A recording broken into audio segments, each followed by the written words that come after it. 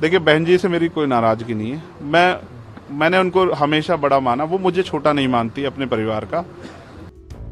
चंद्रशेखर आजाद से जब मायावती को लेकर सवाल पूछा गया तो उन्होंने कुछ इस अंदाज में जवाब दिया।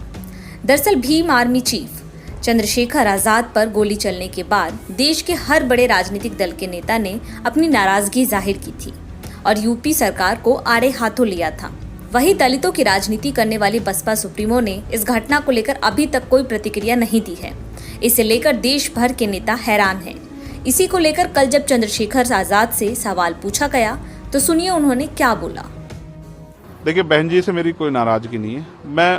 मैंने उनको हमेशा बड़ा माना, वो मुझे छोटा नहीं मानती अपने परिवार का। उनको ये घटना छोटी लगी, शायद अगर मैं मर भी जाता शायद उनको इस पर कोई शायद बुरा नहीं लगता। मुझे उनसे कोई दुख नहीं है। मेरे लोग मेरे साथ नहीं है बहुत, और वो समझ रहे हैं कि जो उनके लिए मरने को तैयार है, जिसने जान पे जिसकी बनाई है, वो हमारा अपना है। मेरे लोग मेरे साथ खड़े होंगे, मैं इस लड़ाई को लड़ता रहूंगा। लगभग सभी दलों के मायावती हर एक छोटी बड़ी घटना पर ट्वीट करती हैं, लेकिन चंद्रशेखर पर हुए हमले पर उन्होंने ट्वीट नहीं किया। इस पर सवाल उठने लगे कि कहीं ऐसा तो नहीं कि चंद्रशेखर के बढ़ते कद को मायावती बसपा के लिए खतरा मान रही हैं। चंद्रशेखर आजाद को कभी भी खुले तौर पर मायावती का विरोध करते नहीं देखा, लेकिन बहुजन समाज पार्टी सुप्रीमो मायावती शायद उनकी मौजूदगी से खतरा महसूस कर रही हैं। इसीलिए मायावती ने चंद्रशेखर के हमले पर कोई ट्वीट नहीं किया।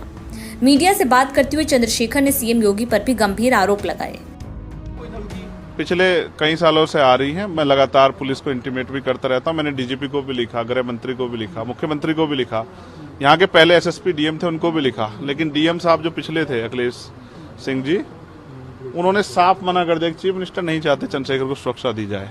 मेरे आज भी याद है ये बात, क्योंकि मैंने एलआईयू के अधिकारी द्वारा पूछा कि भाई मैंने आपको बताया थ्रेट भी है, फिर क्यों नहीं हो रहा है? तो उन्होंने कहा भाई ये सरकार का मामला, सरकार चाहे तो दे सकती। तो मैं चाहता हूं मुख्यमंत्री इंतजार कर रहे हैं कब चंद्रशेखर मरे, उनका काम आसान हो।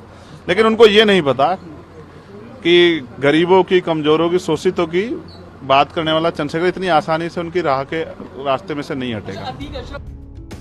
आपको बता दें कि भीम आर्मी चीफ चंद्रशेखर 28 जून शाम को अपने एक साथी की मां की रस्म पगड़ी में शामिल होने के बाद सहारनपुर लौट रहे थे। तभी उन पर जानलेवा हमला हुआ। फायरिंग के दौरान एक गोली चंद्रशेखर को छूते हुए निकल गई। सूचना मिलते ही मौके पर पुलिस की टीम पहुंच गई। आनन फानन में चंद्रशेखर को देवबंद के एक निजी अस्पताल में भर्ती कराया गया। हालांकि अब चंद्रशेखर खतरे से बाहर हैं। कल उन्होंने मीडिया से बात की और इस पूरे मामले में पुलिस ने अब तक 4 संदिग्धों को हिरासत में लिया है।